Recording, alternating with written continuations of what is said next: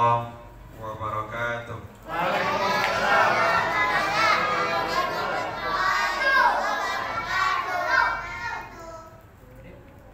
Alhamdulillahirabbil alamin. Wa bihi nasta'inu ala umuri dunya waddin. Asyhadu an la ilaha illallah wahdahu la syarika lah. Asyhadu anna Muhammadan abduhu wa rasuluh. Allahumma salli wa sallim wa barik ala Muhammad wa ala alihi wa sahbihi wa man tabi'ahum bi ihsanin ila yaumiddin. Amma ba'd. Bapak Ustadz yang Bapak Imam yang saya muliakan, Bapak RT, RW dan masyarakat, Bapak dan Ibu-ibu jamaah yang dimuliakan Allah Subhanahu wa taala, saudara-saudari, para remaja, adik-adik yang disayangi Allah Subhanahu wa taala.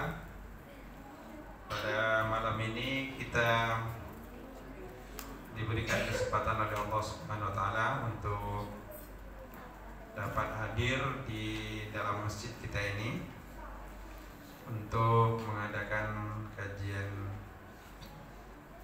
dua mingguan Pak ya, berkali seminggu.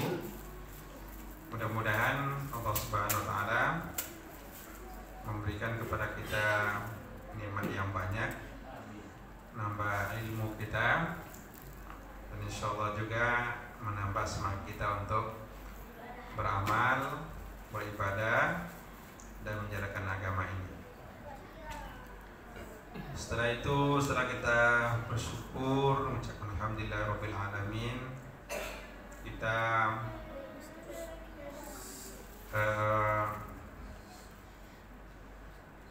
berselawat untuk Rasulullah SAW, mengucapkan Allahumma sholli ala Muhammad wa ala ali Muhammad. Mudah-mudahan Allah Subhanahu wa taala menjadikan kita umat Nabi Muhammad SAW yang setia mengikuti beliau, dan insya Allah mendapatkan syafaat dari Rasulullah SAW pada hari kiamat nanti. Amin. Amin ya rabbal alamin. Bapak dan Ibu yang saya muliakan, 2 minggu yang lalu kajiannya tentang apa Pak? Enggak diulang lagi enggak? Menuntut ilmu, keutamaan menuntut ilmu. Bapak dan Ibu saya muliakan, pada malam ini saya ingin menyampaikan tentang pengantar tentang akhlak. Ada buku yang dikarang oleh Amru Khalid, seorang motivator gitu dari Arab. Dia menyusun buku yang berjudul Akhlakul Mu'min, akhlak seorang mukmin.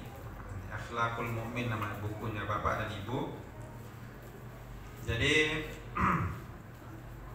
kita akan berikan pengantar tentang akhlak, di mana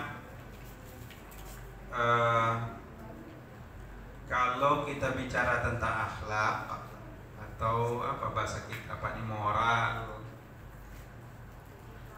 apalagi tingkah laku, adab, apa bahasa lain lagi Bapak Ibu?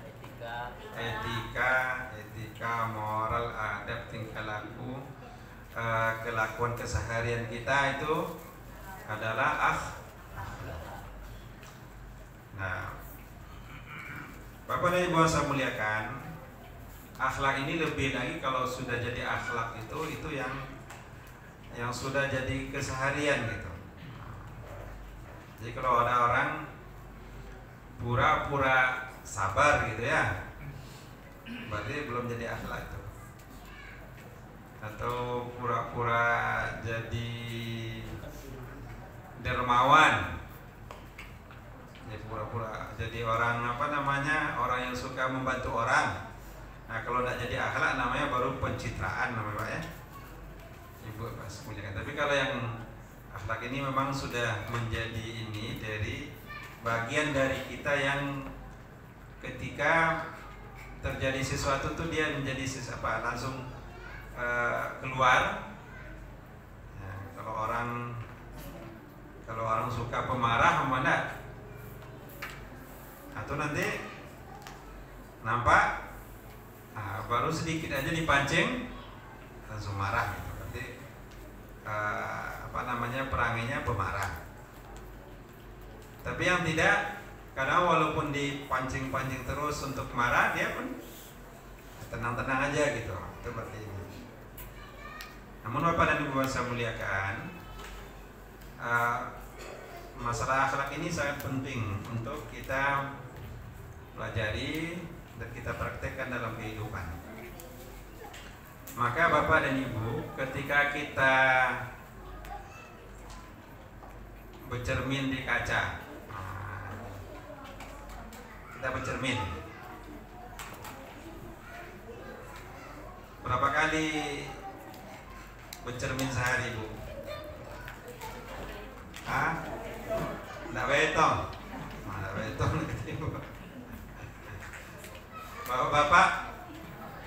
Bapak nggak terlalu apa lah Pak ya? Sebulan pun nggak tengok kaca ya. Apalagi kalau rambut dah pendek ya, tinggal di ini dah yakin dah ganteng aja Pak ya. Alhamdulillah. Tapi ketika kita berkaca, bercermin, Rasulullah SAW mengajarkan kita doa. Nah ini ada Bapak Ibu yang hafal doa bercermin atau adik-adik? Allahumma kama hassanta khalqi fahassin khuluqi. Ini ibu-ibu yang bercermin katanya tidak terhitung sehari semalam, berarti harus apa? Harus banyak baca doa ini nih. Apa namanya Bapak Ibu? Coba kita ikuti. Ya. Bisa dipanjangkan enggak? Enggak ya? Bisa diluruskan. Agak terlalu apa dekat sendiri ke. Dekat ke mulut gitu jadi bisa berarti. Ya. Baik Bapak dan Ibu saya muliakan. Ini direkam pula ya. Ustaznya perbaiki ini aja. Oke. Doanya Allahumma kama hassanta khalqi fahassin khuluqi. Coba dulu langsung bisa ngulang nih. Allahumma kama hassanta khalqi fahassin khuluqi. Artinya, ya Allah, sebagaimana Engkau membaikkan kejadian fisikku, ya, maka baikkan jugalah akhlakku. Kan kita pas nengok, alhamdulillah, bapak-bapak ganteng-ganteng gitu Pak ya, alhamdulillah, sehat. Tanda ganteng, bukti ganteng kan laku Pak. Iya Pak. Iya Pak ya. Iya, Pak. Kalau belum laku belum tuh bukti ganteng tampannya enggak ya. Nah, ibu-ibu cantik-cantik alhamdulillah gitu. Ya Allah, sebagaimana Engkau membaguskan, mencantikkan diriku, mungkin nampak karena nengok kebiasa di muka gitu ya, nih. Kejadianku, fisikku, maka baikkan jugalah, baguskan jugalah akhlakku. Ini biasa ya, mungkin karena tidak ini, mungkin dulu pernah belajar doa ini tapi belum kita amalkan, maka ke depan kita amalkan. Karena ini motivasi Bapak, Ibu, di mana ini ketika kita bercermin, kita diingatkan jangan yang diurus hanya badan. Jangan hanya ya Pak, jangan hanya ya, bukan jangan mengurus badan, itu lain lagi. Jangan hanya mengurus fisik, tampilan fisik kita saja. tapi urus juga tampilan akhlak kita. Ya Allah, sebagaimana Engkau membaikkan fisikku, membaikkan mukaku, memberikan kesehatan kepada badanku, fisikku, maka baikkan jugalah akhlakku. Ini maknanya Bapak Ibu, baikkan jugalah akhlakku. Jadi ini yang diajarkan Rasulullah, yang mengingatkan kita, ini pentingnya akhlak. Jadi kata Rasulullah itu pakai kata hasanah. Hasanah yuhasinu hassin, hasanta. Ini sangat berhubungan dengan pelajaran yang diajarkan oleh Ustaz Khairullah ini. Apa Ustaz? Tahsin ya. Nah, tahsin. Ini hasanah yuhasinu tahsin. Kita belajar tahsin Pak ya. Kalau belajar tahsin apa yang kita bayang apa? Yang teringat kita belajar memperbaiki bacaan. Ya Pak ya. Belajar memperbaiki, belajar membaguskan bacaan Quran kita. Itu namanya pelajaran tahsin. Tahsin at-tilawah, tahsin al-qiraah, perbaiki bacaan kita. Belajar tahsin. Nah, ini di samping kita bertahsin tilawah itu, hadis ini menyuruh kita untuk belajar tahsinul akhlak atau tahsinul khuluq, yaitu memperbaiki akhlak atau memperbaiki khuluq akhlak kita. Jadi bahasa Arabnya khuluq akhlak. Jadi pakai kata tahsin juga. Baik ya Allah, baikkanlah, cantikkanlah, baguskanlah, itu mana tahsin itu. Tahsinul khuluq, memperbaiki akhlak. Di Bapak dan Ibu saya muliakan, ini sebagai pengantar kita, kalau kita bicara akhlak, nah ini siapa contoh kita adik-adik kalau bicara akhlak yang paling mulia? Siapa yang akhlaknya paling mulia? Nabi Muhammad sallallahu alaihi wasallam. Kalau mau jadi cari idola, nah ya, idola akhlak yang paling baik akhlaknya itu ya Nabi Muhammad. Nah, bukan apa namanya? Bukan aktor-aktor lain ya. Nah, bukan Shinchan nah. Atau bukan siapa lagi nih yang ini, adik-adik, siapa aktor yang ini? Kenal sekarang ya, banyak ya. Yang kadang Abu Bakar Siddiq nggak tahu gitu ya. Yang Umar bin Khattab kadang nggak jelas. Tapi kalau udah bicara tentang aktor yang lain ya, saya juga tak tahu banyak ini. Mungkin ini. Tapi kita bicara tentang akhlak. Siapa contoh kita? Adalah Nabi Muhammad sallallahu alaihi wasallam. Kalau kita bilang ayah kita, kan tidak semua juga. Ada yang baik dari dia, ada juga yang kurang baik. Itu jelas. Tapi kalau sudah bicara, kalau suami kita mungkin ada suami yang baik dari dia, banyak yang baiknya insya Allah. Tapi ada juga mungkin yang kurang baik. Gitu aja istri kita, banyak baiknya, tapi pasti ada juga yang buruknya, yang akhlak yang buruknya. Nah, kalau bicara tentang Rasulullah, insya Allah Allah katakan dalam surah Al-Qalam, wa innaka la'ala khuluqin azim. Wa innaka la'ala khuluqin azim, dalam surah Al-Qalam. Ya Allah, Allah katakan puji Nabi itu, engkau wahai Muhammad, sesungguhnya engkau dalam akhlak yang agung, akhlak yang mulia. Akhlak yang mulia itu diakui oleh kawan dan lawan. Nah, ini Bapak, kalau kita biasa ngaku banyak, muji-muji kita siapa Pak? Kawan. Kalau ada lawan, apa ya? Kalau ada lawan yang dicari yang buruk-buruk. Tapi kalau yang orang yang akhlak baik ini, kalau Rasulullah itu tidak dapat kawan, lawannya tidak dapat nyari buruknya gitu. Akhirnya diakui oleh kawan dan lawan. Itu yang Rasulullah sallallahu alaihi wasallam. Bapak dan Ibu yang saya muliakan, apa tujuan ya kita belajar akhlak? Ini ada setiganya saya lihat dari sini ya. ada 4 diantaranya tujuan kita belajar akhlak. Nah, yang pertama, Bapak Ibu, yang pertama, adik-adik,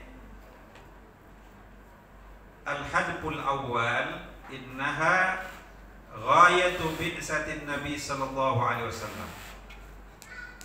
Tujuan pertama adalah sesungguhnya dia adalah tujuan dari dibangkitkannya Rasulullah. Jadi tujuan diutus Rasulullah itu adalah untuk memperbaiki akhlak. Ada hadis Rasulullah SAW yang diriwayatkan oleh Imam Malik, innama bu'istu liutammima makarimal akhlak. Nah, Bapak Ibu, hadisnya berbunyi, coba kita ikuti lah ya biar apa? Innama bu'istu liutammima makarimal akhlak. Sesungguhnya saya diutus, bahasanya hanya saya. Nama itu ada hasar, hanya saya, atau kita cuma sesungguhnya juga saya diutus itu untuk memperbaiki atau menyempurnakan akhlak, kata Rasulullah.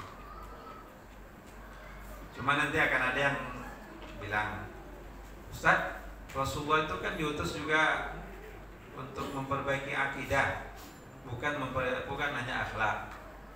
Rasulullah juga diutus untuk menyampaikan kita untuk beribadah. Nah, ini Bapak dan Ibu saya muliakan, hadis ini ya tidak menafikan Rasulullah itu untuk memperbaiki akidah, tidak menafikan itu, tidak menidakkan itu, tapi adalah Rasulullah bicara tentang tujuan ujung. Ya.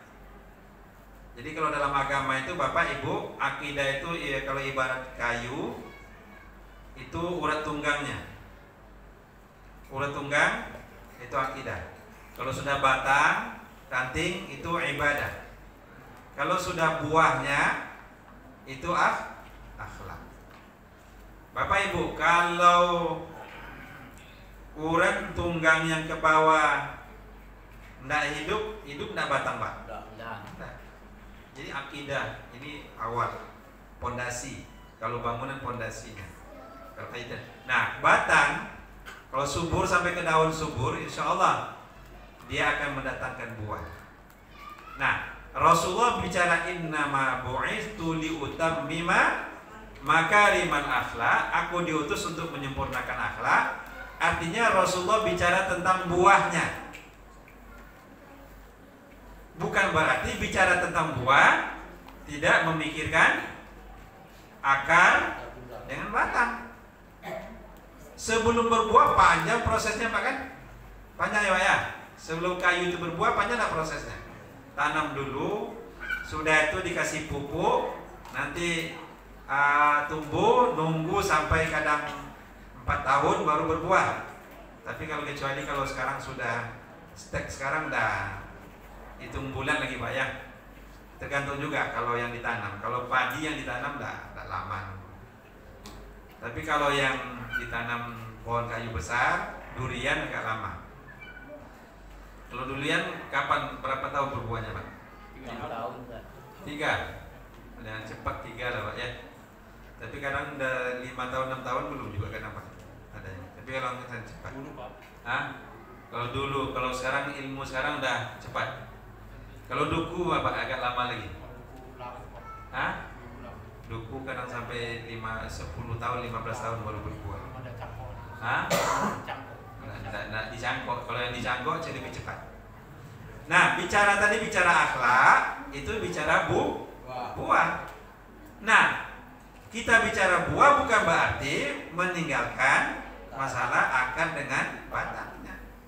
Harus di Bapak Ibu yang saya muliakan. Tujuan Nabi itu adalah untuk memperbaiki akhlak, artinya sudah ke buahnya. Artinya akidah dibereskan, ibadah jalan, nanti akan ada buah akhlak. Itu insya Allah. Jadi ibadah akan timbul akhlak. Maka Bapak dan Ibu yang saya muliakan, Kalau bicara tentang tujuan Nabi diutus, ada juga ayat yang dalam surah Al-Anbiya. Dalam surah Al-Anbiya ayat 107 yang berbunyi, "Wa ma arsalnaka illa rahmatan lil alamin." Wa ma arsalnaka, dan kami tidak mengutus engkau wahai Muhammad illa rahmatan lil alamin, kecuali menjadi rahmat bagi sekalian. Nabi diutus tujuannya untuk memberikan rahmat kepada alam ini. Nah, rahmat itu bukan hanya untuk manusia, Pak. Nikmat Nabi diutus itu bukan hanya untuk manusia, tapi untuk alam juga. Untuk tumbuhan, untuk air, untuk apa? Untuk udara, semua gitu. Rahmat bagi sekalian alam. Untuk hewan. Maka Bapak Ibu saya muliakan, sampai ini kan mau kurban ini. Mau kurban ini Bapak dan Ibu. Mau kurban itu, sampai Rasulullah bilang itu bahwa kalau mau kurban, tajamkan pisau, ya. Kemudian ini rehatkan ininya, apa namanya, senangkan hewan kurbannya. Maka Bapak Ibu, kalau ada bapak-bapak nanti pas ngasah pisaunya kan, ditarik kambingnya, tengok nih, ini untuk kamu nanti ini. Biasa pisau kan, bilangnya ke kerbaunya, tahu nggak kamu ini ngasah saya ini untuk nyembelih kamu nanti. Berarti dia tidak kena akhlak itu, Pak. Artinya sudah nakut-nakuti kambing sama sapinya sebelum kurban. Padahal dalam hadisnya wal yuri zabihatahu, dan hendaklah dia merehatkan, menyenangkan korbannya. Enggak perlu nak nampak dia kan itu yang ini. Sebisa kita mungkin ini. Jangan sampai pisau ndak diasah waktu itu, tapi bapak memaksa juga untuk motong dengan pisau itu, jangan. Sehingga sampai berulang 3 kali 4 kali itu pun atau kak juga bau sapi itu sudah tahu. Berarti ada yang ini. Nah, dari itu akhlak ini, Pak. Dimana memang Rasulullah sampai itu juga ini. Maka Bapak dan Ibu saya muliakan, dengan akhlak ini nanti akan datang rahmat. Contoh umpamanya, jujur. Nah, jujur. Kalau kejujuran itu akan akhlak itu. Ibu, kalau nanti ibu beli ikan di pasar,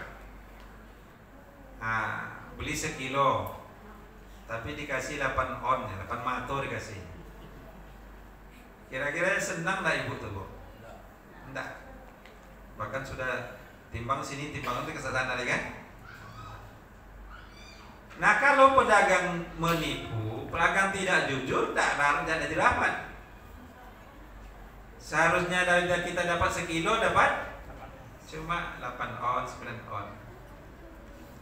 Nah, tidak bagus untuk orang yang membeli, tapi benar untuk pedagangnya juga nggak bagus. Apalagi kalau masyarakat sudah tahu atau di situ, kalau situ beli nggak cukup timbangannya dah. Kalau nggak cukup timbangan, besok datang lagi nggak situ, Bu? Rugi dia. Itu akhlak. Kemudian umpamanya jadi tetangga gitu. Jadi tetangga, contoh-contoh ini aja lah, Pak ya. Pas menghidupkan TV, habis volume itu sampai ke ujung. Sampai ke ujung, rencana mau menghibur orang sekampung gitu. Menghibur orang sekampung. Kira-kira kena dari segi akhlak nih, Bu? Kena. Karena ibu mau mutar surah Ar-Rahman gitu ya. Mungkin tetangga sebelah mungkin mau dia mutar surah Al-Kahfi atau ini ya. Atau mungkin juga ada yang mau nonton berita. yang di sebelah rupanya nonton sinetron. Kira-kira nanti suaranya bergelombang, apa namanya kalau gelombang radio tuh Pak? Apa nama? Berdempet gelombang Pak ya. Kalau udah berdempet gelombang, kira-kira enak nggak mendengarnya lagi? Nah, ini Pak, Bapak Ibu, kadang ini yang kadang kita kurang perhatian juga. Seolah-olah dunia ini hanya milik kita gitu. Sama kata anak-anak muda itu kan, dunia milik kita, seolah-olah dunia milik kita berdua ya. Yang lain kontrak gitu. Bapak dari bangsa muliakan, ini akhlak, ini bagian akhlak yang kalau ini tidak dilakukan, hidup itu tidak nyaman juga gitu. Hidup tidak nyaman. Itu tujuan dipakai Rasulullah. Yang kedua, Bapak dan Ibu yang saya muliakan, Rasulullah diutus itu untuk memperbaiki akidah. Sudah itu untuk ibadah. Kan di antara ibadah yang harus kita lakukan apa? Salat. Ya Pak ya? Salat. Kira-kira salat itu ada pengaruhnya enggak kepada akhlak Bapak Ibu? Ada. Nah, dalam surah Al-Ankabut ayat 49 Allah katakan, wa aqimis sholata innas sholata tanha anil fahsya'i wal munkar. Ya, wa aqimis sholata innas sholata tanha anil fahsya'i wal munkar. Nah, ini surah Al-Ankabut ayat berapa nih? Ayat 45. Dirikanlah sholat, sesungguhnya sholat itu bisa melarang dari pekerjaan keji dan mungkar. Berarti kan hubungannya dengan keseharian kita Pak kan? Ketika kita sholat, alhamdulillah karena sholat jadi akhirnya tidak jadi bohong. Alhamdulillah. Karena kita sholat tak jadi menganiaya orang. Ya. Karena sholat subuh tadi rencana mau menipu sedikit tak jadi dia. Jadi kenapa? Sholat itu mengingatkan kita tanha anil fahsya'i wal munkar, ibadah. Ya. Ketika kita puasa umpamanya, kita puasa kan ada kita bantu orang, fakir miskin. Ketika kita puasa itu ada perasaan rupanya tidak enak, lapar itu. Lapar itu tidak enak. Akhirnya kalau ada saudara kita yang tak ada uang untuk umpamanya makan, tentu kita akan bantu. Itu dari apa? Nah, akhlak kita peduli itu dari puasa. Nah, ini jadi ibadah itu sejalan dengan akhlak. Termasuk juga sholat, disiplin, jujur kan gitu. Nah, sholat kalau kejujuran umpamanya sholat isya itu 4 rakaat. Bapak Ibu, ada enggak kemungkinan Bapak melakukan sholat isya itu 3 rakaat? Ada mungkin Pak, lupa gitu. Lupa. Kalau tidak lupa kan tidak akan dilakukan 3 rakaat. Kadang 5 Pak. Hah? Kadang 5 ya Pak ya. Itu karena khusyuknya Pak. Jadi 5 gitu. Nah, kita tidak akan lakukan, tidak kurangi, tidak tambah, kecuali lupa. Kalau lupa itu lain lagi. Lupa itu mungkin karena terlalu khusyuk gitu nah, atau sedang banyak yang dipikirkan. Nah, mungkin juga memang namanya kehidupan Pak kan, ada masanya kadang udah berusaha khusyuk terbawa juga gitu. Nah, karena Bapak Ibu kalau dalam psikologi kita laki-laki ini Bapak tidak sama dengan ibu-ibu. Ya. Kalau kita laki-laki satu kerja satu aja Pak ya. Ya Pak. Kalau sempat dua tuh bisa lupa yang lain. Beda ibu-ibu bisa dia sambil goreng bisa sambil nyuci, ya, sambil nyapu, itu pun sambil order apa, telepon gitu ya. Bisa nggak Bu? Bisa. Kalau bapak-bapak bisa nggak Pak? Bisa. Makanya bapak itu kalau kita sholat, kalau mikir yang lain, rekan tinggal gitu. Kalau ibu-ibu sambil mikir lain bisa? Ya Bu? Sholatnya masih 4 rakaat gitu. Tapi insya Allah jangan pula Bu, walaupun bisa mikir yang lain tetap konsentrasi untuk. Nah, Bapak dan Ibu sampaikan, sholat kita bisa mencegah dari perbuatan keji dan itu ke akhlak. Untuk akhlak. Yang pertama ya, untuk mewujudkan tujuan dari Rasulullah diutus, yaitu perbaiki akhlak. Itu pertama untuk tujuan belajar akhlak. Yang kedua, tujuan belajar akhlak adalah mu'alajatul infisal asyadid bainal akhlak wal ibadat. Untuk mengobati atau mencegah ya pemisahan yang sangat kuat antara ibadah dan akhlak, antara akhlak dan ibadah. Jadi supaya apa? Supaya antara ibadah dan akhlak ini tidak terpisah dia Pak. Nah itu belajar akhlak itu. Nah, apa maksudnya? Ada orang yang umpamanya sholatnya rajin, ya Pak ya, rajin ke masjid. Tapi tadi tetangga tidak ada yang suka dengan dia. Kabar tadi di mana kenanya? Ibadah bagus, akhlak kena. Nah itu. Atau sebaliknya, alhamdulillah dia dikenal baik, suka bantu orang. Tapi pas sholat dia tidak sholat. Pas puasa tidak puasa. Berarti ada pemisahan antara ibadah dengan akhlak. Untuk apa kita belajar akhlak ini? Supaya nanti ibadah jalan, akhlak terwujudkan. Nah ini Bapak dan Ibu saya bilang. Maka Rasulullah SAW itu menyebutkan akhlak ini tidak terpisah dari iman. Akhlak tidak terpisah dari iman. Nah, contohnya apa? Rasulullah katakan, Wallahi la yu'minu, Wallahi la yu'min, Wallahi la yu'min. Kata Rasulullah, demi Allah tidak beriman, demi Allah tidak beriman, demi Allah tidak beriman. Qalu wa man ya Rasulullah. Mereka mengatakan, man ya Rasulullah, siapa itu yang kau maksud ya Rasul tidak beriman itu?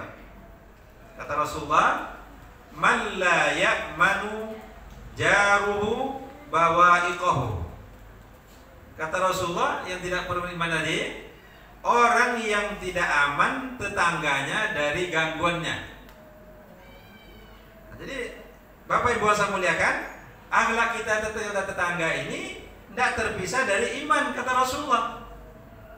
Kalau kita sudah sering ganggu tetangga, berarti imannya sedang kurang, sedang lemah. Sedang lemah imannya itu.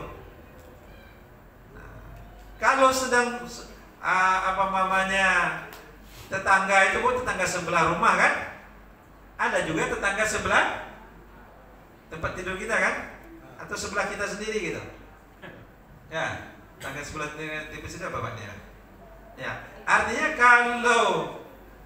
kalau umpamanya suami pulang tidak aman dia di rumah, kan itu lebih lagi Kak, tetangganya dipertanyakan iman, apalagi kalau kawan sebelah kita gitu. Nah, Rasulullah menghubungkannya dengan iman. Jadi bukan hanya sekedar kita berkata kasar kepada orang lain, dia lewat gitu saja, tidak ada hubungannya dengan iman kita. Allah tidak tidak beriman kata Rasulullah. Para sahabat imannya tidak sempurna. Mungkin kalau iman secara ini tidak akan dapat, tapi imannya tak sempurna atau iman sedang turun. Gitu. Nah, sampai Rasulullah juga mengatakan dalam sebuah hadis itu, iman itu ada bid'un wasituna syu'bah, ada 73 sampai 78 cabang. Nah, a'laha cabang pertamanya la ilaha illallah, itu yang paling tinggi. Tapi yang paling rendah dari iman itu adalah imatatul adza anit thariq, membuang duri di jalan. Kalau buat tanggul, Hah? Buat tanggul di jalan atau atau mungkin tergantung masalah lah Pak ya. Masalah ini. Yang jelas buang duri di jalan. Artinya ketika kita membuang sesuatu yang akan mengganggu saudara kita di jalan, itu dia tidak hanya sekedar membuang saja, ada hubungannya dengan iman yang ada di hati kita. Nah, ini jangan dipisahkan antara ya, ibadah dengan akhlak, apalagi dengan iman. Nah, Bapak Ibu yang saya muliakan, ada saya baca di buku Lembaga Budi Buya Hamka. Ada yang bertanya, mana yang lebih baik Pak? Ya, Ibu katanya kan itu, mana yang lebih baik? Ada seorang dokter, dia non muslim, atau mungkin juga ya taruhlah dia muslim, tapi dia tidak sholat, tapi dia suka bantu orang. Tetangga kalau yang berobat dengan dia, yang tidak ada uang dia kasih gratis. Kemudian ramah, senyum, ya Pak ya. Tapi sholat jarang. Ya muslim lah ini dulu. Sudah tuh ada yang rajin ke masjid, ibadah rajin, puasa Senin Kamis rajin, tapi susah senyum. Kalau nengok orang lain tuh mau marah aja dengan orang gitu. Ada dalam pertanyaan itu disebutkan memang yang muslim tadi kalau nengok kambing orang atau nengok ayam orang atau nengok anjing orang datang, dia langsung melempar. Karena ada patah kaki kambing orang, patah kaki anjing orang. Nah, ini yang rajin sholat katanya. Sementara yang tak rajin sholat tadi suka senyum, suka bantu orang, suka ini. Nah, ini di buku Buya Hamka itu disebutkan mana yang lebih baik nih Bapak Ibu? Mana yang lebih bagus? Hah? Yang rajin sholat gitu? Yang jarang sholat lebih baik. Nah, jadi kadang kata Buya Hamka, kita tidak mesti menjawab pada satu pertanyaan itu dengan satu jawaban. Kata Buya Hamka, orang yang tadi yang sholat, rajin sholat tadi, kemudian dia kasar dengan tetangga, kasar dengan binatang tadi, melempar aja kan, itu melempar binatang sampai patah kaki kan itu. Kata Buya Hamka, untung dia sholat itu. Kenapa? Karena kalau dia tidak sholat, bukan hanya melempar dia, tapi bunuh gitu. Tapi karena dia sholat, akhirnya cuma lempar aja dia gitu. Ada remnya. Untung dia sholat kan itu. Kalau enggak, mungkin banyak lagi pekerjaan lain yang mungkin dia sudah itu kebaikan untuk dia. Sementara yang tadi yang seorang dokter atau seorang yang baik tadi, yang dermawan tadi, dia tidak sholat tapi dia senyum, suka bantu orang. Kalau dia sholat, mungkin akan lebih baik lagi dia dari itu. Akan lebih baik lagi dari itu gitu. Jadi artinya tidak perlu tidak mesti dibandingkan gitu. Nah itu tadi. Jadi kalau ada negor tadi kan, wah itu bapak tuh cuma dia sholat gitu kan? Tidak percuma sebenarnya. Tidak percuma itu. Mungkin kalau enggak nanti cuma sholat itu istri tadi dikasar-kasarnya dengan bicara kasar gitu kan? Dia pergi ke masjid tapi pulang di rumah nanti ngomongnya kasar. Bukan berarti sholat tidak baik. Mungkin ya Pak ya. Kalau dia tidak sholat, mungkin bukan hanya kata yang kasar, tapi tangan gitu, main gitu. Nah, itu contoh. Jadi kita belajar akhlak supaya tak jadi tadi pemisahan itu tak dipisahkan. Ya, jadi kalau usaha kita ibadah ini usahakan juga akhlaknya juga dari ibadah itu belajar untuk akhlak. Itu Bapak dan Ibu saya muliakan. Kemudian yang ketiga al-hadbu ats-tsalis, tujuan ketiga dari belajar akhlak itu annakuna amaliyin. Nah, supaya kita menjadi orang yang amaliyin, orang yang beramal. Jadi tidak hanya ibu-ibu kajiannya berapa banyak Bu? Ya, kajian malam ini, sore ada kajian ibu-ibu lagi Bu ya.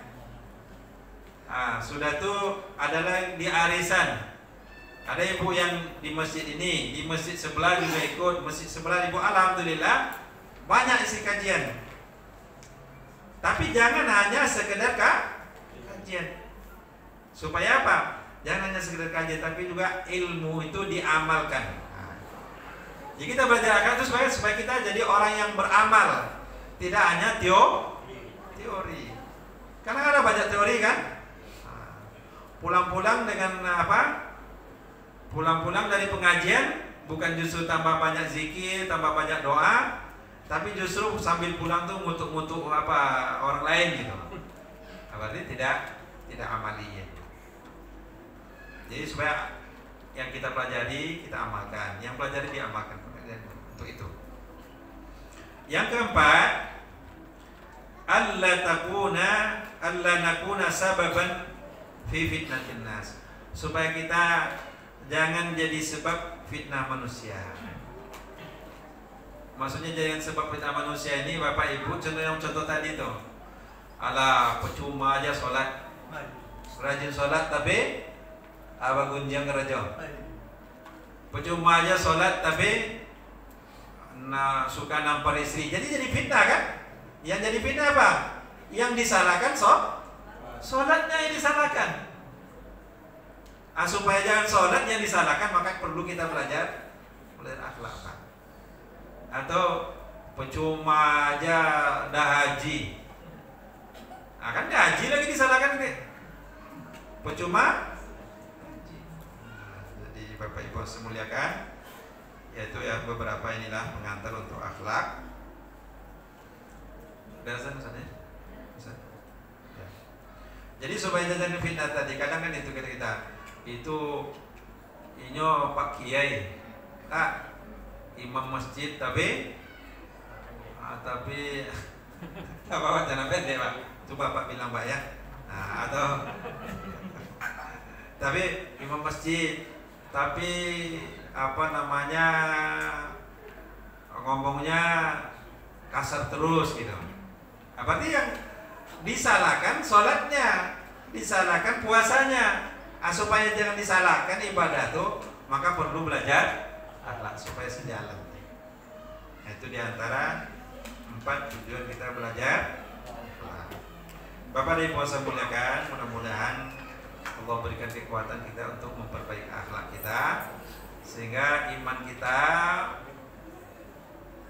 memberikan kekuatan untuk kita beribadah. Dari ibadah kita akan lahir akhlak yang mulia, insya Allah. Sehingga kita nyaman di rumah, nyaman di masyarakat, nyaman, karena semua orang punya akhlak. Sama lah Pak, bukti Pak ya, kalau akhlak yang baik itu nanti kalau sudah sampai ke simpang 4 Pak, sampai Bapak simpang 4 Panam ya Pak ya, sampai ke simpang 4 Panam, nampak nanti mana yang berakhlak, mana yang tidak.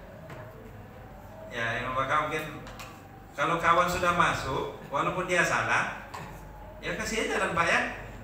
Tapi kalau enggak, ada masuk, mentang-mentang mau masuk, masuk pula di satu, masuk, terkunci di situ. Terkunci di situ, terkunci di sini karena apa? Sikit aja Pak, karena ada satu yang tak mau toleransi. Padahal kalau dia lewatkan tadi udahlah, walaupun ini hak saya lewatkan ini. Dah lewat dia masuk, kita kan tak terganggu lagi kan? Tapi kan ada masanya kita Pak, walaupun hak kita, tapi kita kasihkan hak kita kepada orang. Itu akhlak Pak. Sudah tuh, kalau umpamanya ada ibu-ibu, nah ini kan ibu-ibu apa ya Bapak? Katanya ini sudah terkenal gitu. Terkenalnya apa? Side kanan belok kiri. Ini mohon maaf ibu-ibu, ini katanya ibu-ibu ngaku juga gitu. Saya belok kiri. Ini kan kadang kita juga, ini kan kesal juga. Tapi kalau dengan akhlak kita tak jadi kesal jadinya. Udahlah, alhamdulillah. Mungkin dia mikirkan yang lain gitu. Karena banyak yang dipikirkan dari lupa dengan saing gitu. Udah, kita buangnya enak buangnya daripada dikesalin. Apalagi kalau di ngumpat-ngumpat. Nah, di situ ini nih Pak. Ini akhlak ini Pak. Udah. Kalau saya alhamdulillah saya kan ini, yang Bapak Ibu saya muliakan, bisa enggak akhlak ini dilatih? Bisa. Berarti sabar, berarti tenang, berarti ini perlu latihan. Apalagi kalau kan kata Rasulullah, la taghdab falakal jannah. Kata Rasulullah, jangan marah. Jadi kan tidak hanya jangan marah saja, ada kompensasinya oleh Rasulullah. Lakal jannah, masuk surga. Mau marah, mau nampar orang, ingat poin. Saya mau masuk surga ini. Akhirnya diturunkan. Baca astagfirullah atau baca a'udzubillahi minasy, nah jadi marah. Jadi guru gitu ya Ustaz. Apalagi perangnya anak-anak sekarang kan. Sekarang buat ini. Tapi dengan kita ada ingin dapat surga insya Allah. Nah memotivasi inilah yang membuat kita nanti bisa lewat. Nah, saya sering kalau ada orang sedikit aja kita salah Pak tuh udah ngomel, apa namanya carut-carut gitu. Ini kan akhlak, ini kan aneh. Padahal juga menurut kita benar, kan itu. Tapi belum tentu menurut orang yang tadi itu kita pula yang dia yang benar, kita yang salah. Aneh. Menurut kita waktu itu orang lain yang salah. Tapi putar ada orang lain yang salah Pak. Menurut orang lain kita yang salah. Maka disitulah betul perlu tadi tolak ansur berlapang dada. Gitu juga dengan tetangga Bu. Kalau semua yang kecil-kecil ini tidak jadi. Tapi kalau kita berlapang dada, mungkin dia sedang ada orang lewat dengan kita Pak, lewat kita berhadapan ini, mukanya murung saja.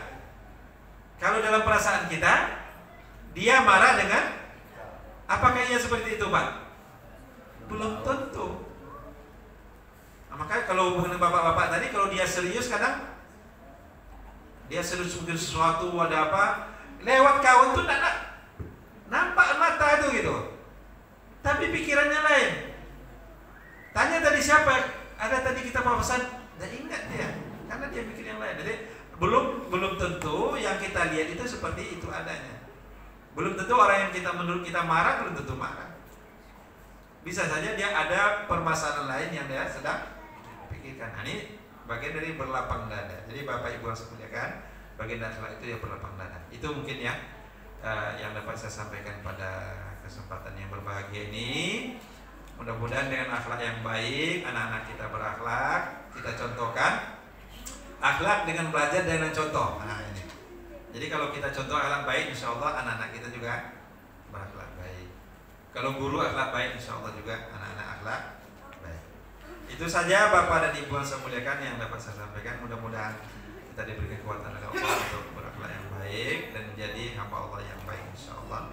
Dan akhlak yang akan membawa kita ke surga Allah Subhanahu wa Ta'ala. Itu saja. Subhanakallahumma wa bihamdika asyhadu an la ilaha illa anta astaghfiruka wa atubu ilaik. Bapak Ibu, lebih kurang saya mohon maaf. Assalamualaikum warahmatullahi wabarakatuh.